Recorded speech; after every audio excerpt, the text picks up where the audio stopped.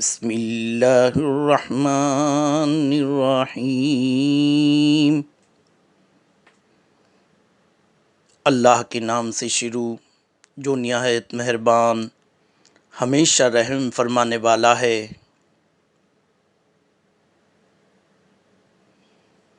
والذین کفروا وکذبوا بآیاتنا اولئک اصحاب النار ہم فیہا خالدون۔